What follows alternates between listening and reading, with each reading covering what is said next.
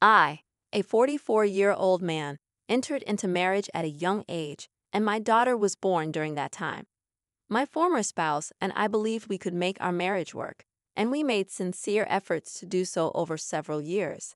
However, despite our attempts, we eventually decided to part ways when our daughter was 6 years old.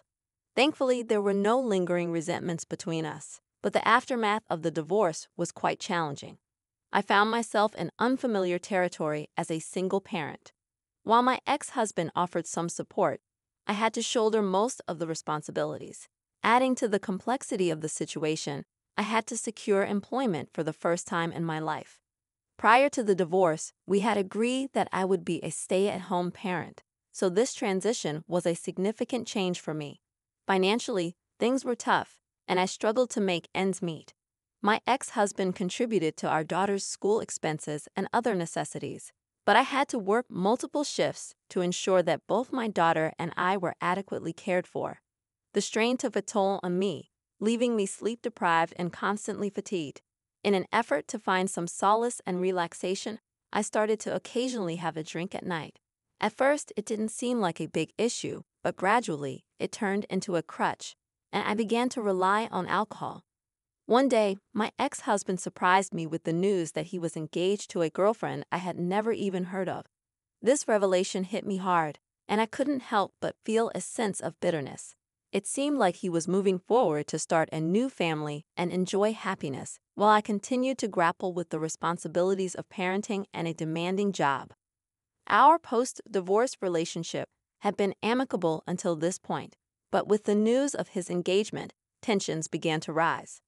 I recognized that my bitterness was unfair, but I was unable to contain my frustration at his newfound happiness. This strained relationship between us had an impact on our daughter, and she found it difficult to witness my anger. I eventually realized that my feelings were negatively affecting my daughter. With some effort, I managed to convey to her that the situation was unrelated to her, and she should be happy for her dad. It took some convincing, but she agreed to attend his wedding. I was utterly devastated, but I knew that I had to prioritize my daughter's well-being above all else. I was determined not to involve her in any conflicts or make her choose sides. I eventually met my ex-husband's new wife after some time had passed since their wedding. I had reservations about allowing her into my daughter's life, unless she proved to be a kind and caring person. To my surprise, she was not only very nice, but almost too good to be true, and she also developed a strong bond with my daughter. She made a heartfelt promise to take good care of her whenever my ex-husband had custody.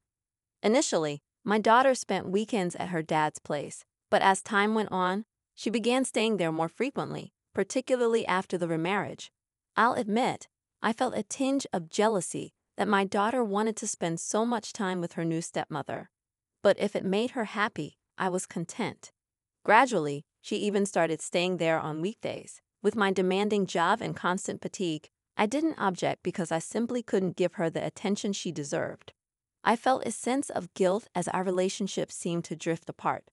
But I held on to the belief that I would always be her mother, and our bond would improve in due course.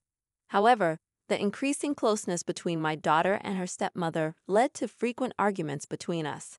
My attempts to curb the excessive gifts her stepmother was showering on her, which made my daughter happy, were met with her anger.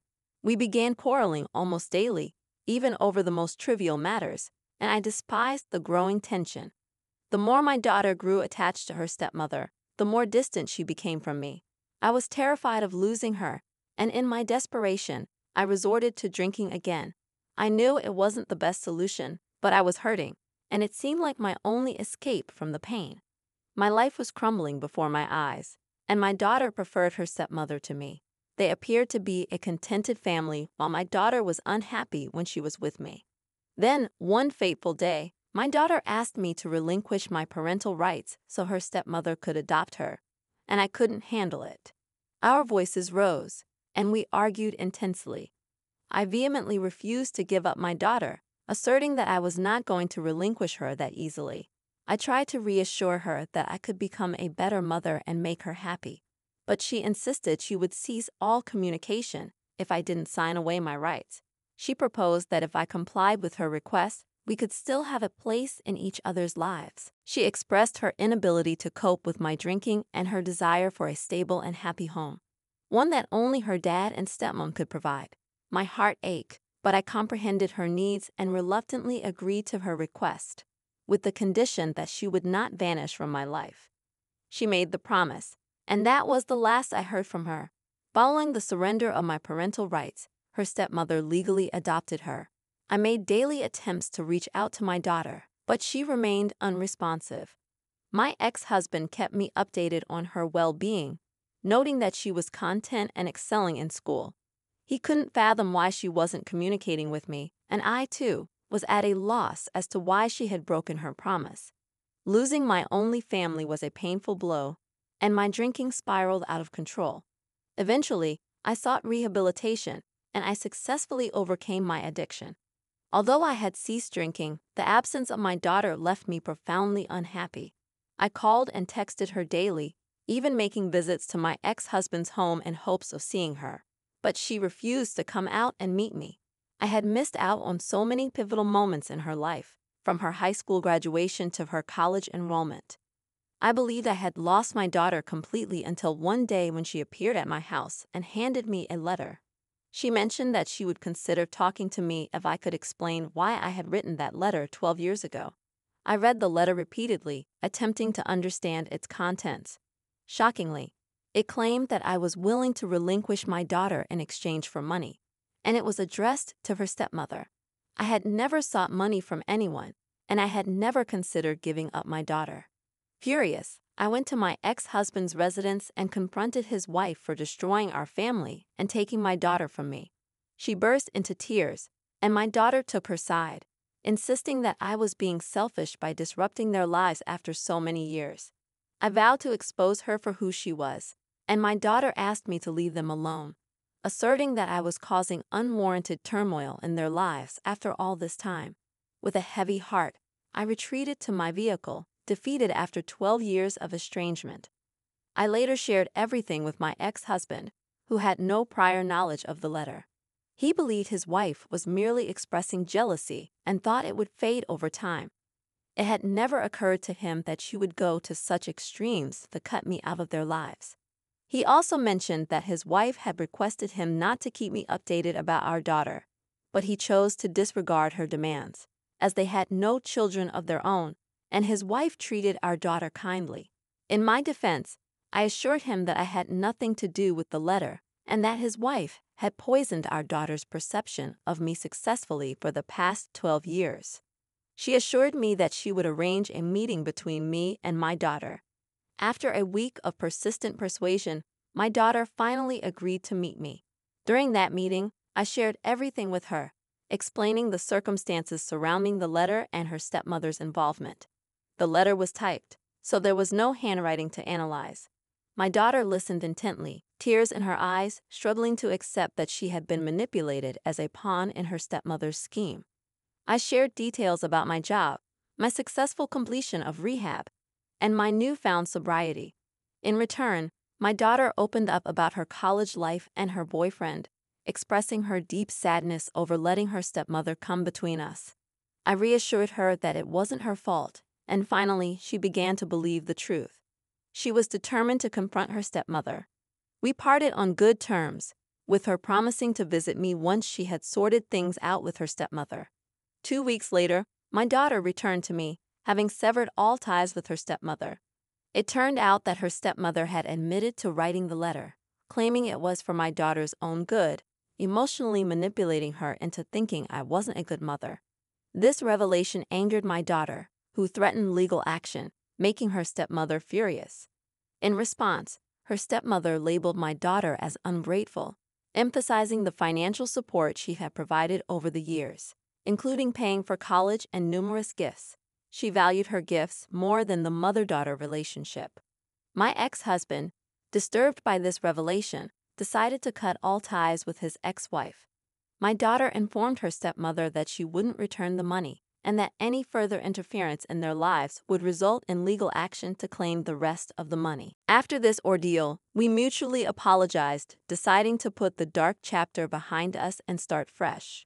My ex-husband and I, now divorced from his ex-wife, rekindled our friendship, finally achieving the happy family we had always wanted.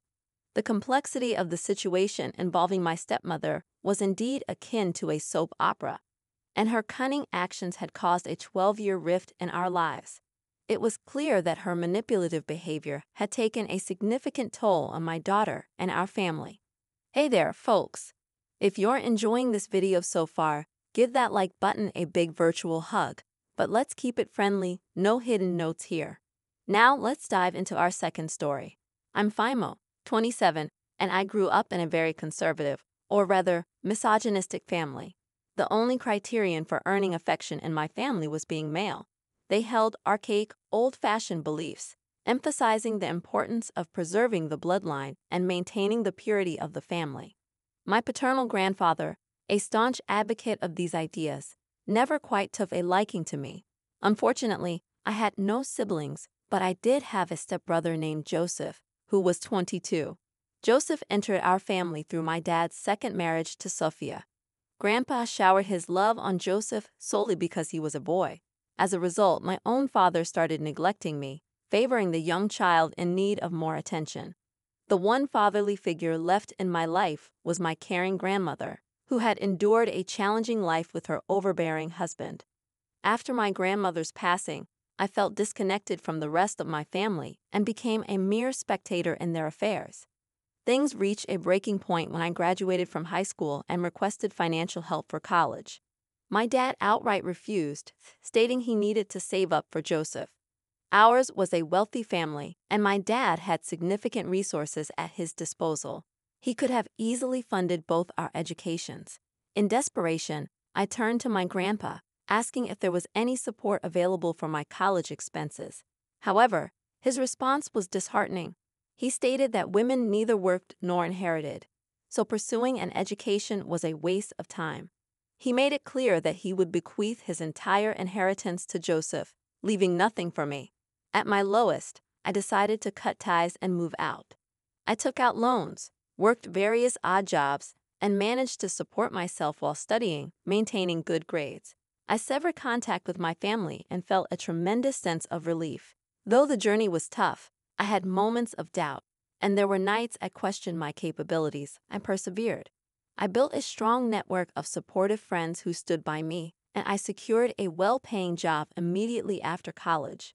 I've been in the workforce for over 4 years now, experiencing substantial professional and financial growth.